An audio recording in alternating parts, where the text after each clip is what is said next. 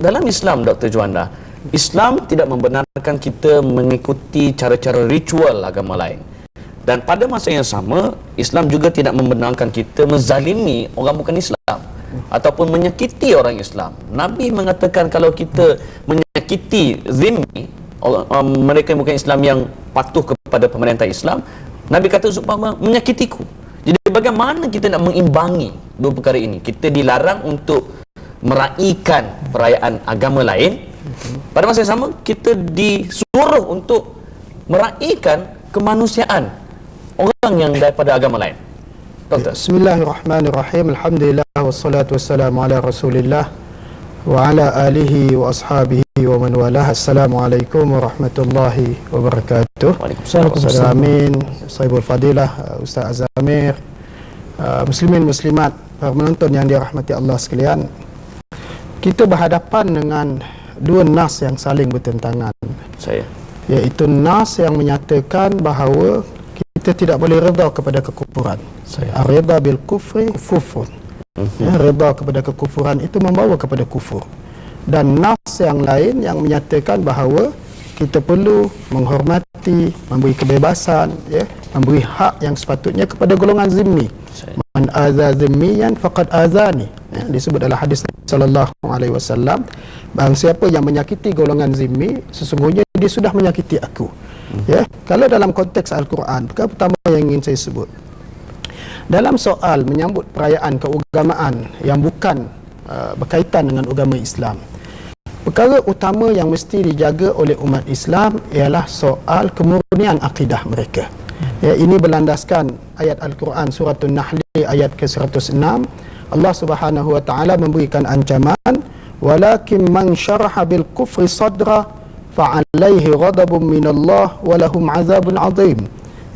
Tetapi barang siapa yang membuka dadanya, hatinya redha kepada kekufuran, maka bagi dia kemurkaan dari sisi Allah dan bagi mereka itu azab siksa yang amat pedih. Dalam erti kata lain, meraihkan apa sahaja perayaan keagamaan dalam erti kata redha kepada akidah mereka, redha kepada kepercayaan mereka, ini membawa kepada kekufuran dan ini dilarang di dalam Islam.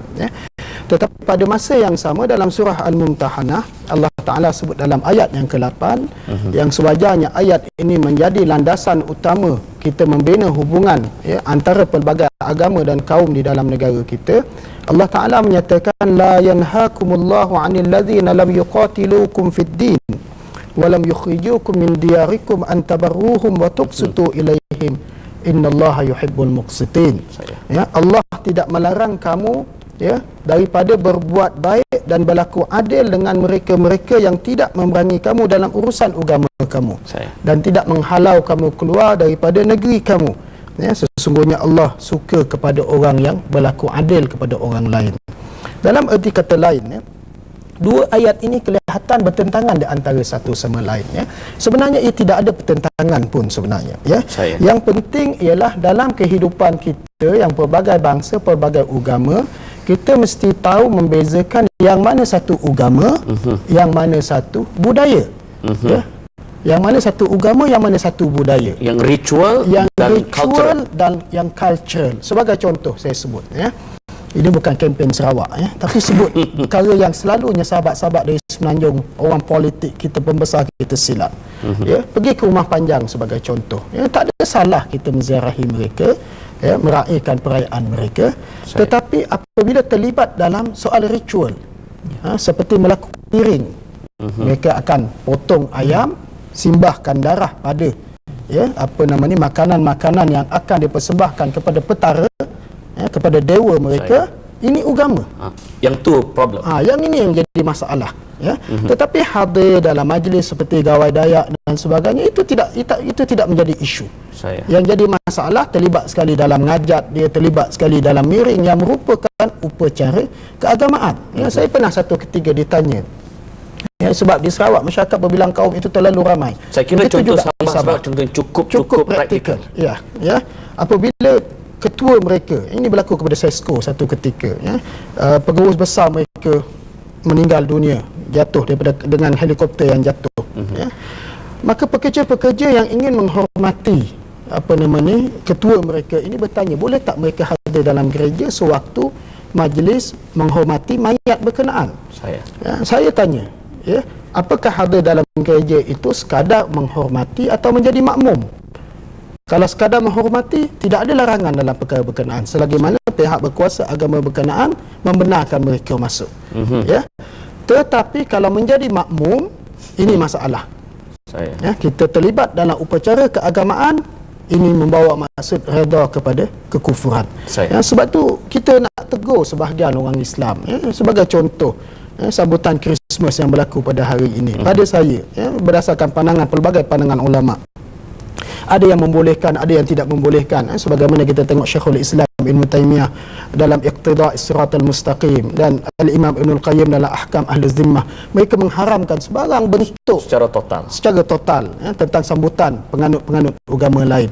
Mungkin itu pada zaman mereka, ya, pada zaman yang mana Islam menguasai, Islam dominan, dan pemusuhan itu amat nyata daripada mereka yang bukan Islam, ya. Tetapi pandangan lain yang menyebut, menafsirkan ayat Mumtahanah ayat yang ke-8, antabarruhum, ya, berlaku baik kepada golongan zimmah ini, ya, sebagaimana disebut oleh Al-Imam Asy-Syaukani, artinya dalam bentuk bermuamalah secara baik dengan mereka. Dalam arti kata lain, macam upacara Krismas pada hari ini, sekadar menyebut selamat menyebut Krismas, pada saya itu bukan satu isu. Yang jadi isu ialah ada orang Islam jadi Santa Claus. Ini yang jadi masalah dia.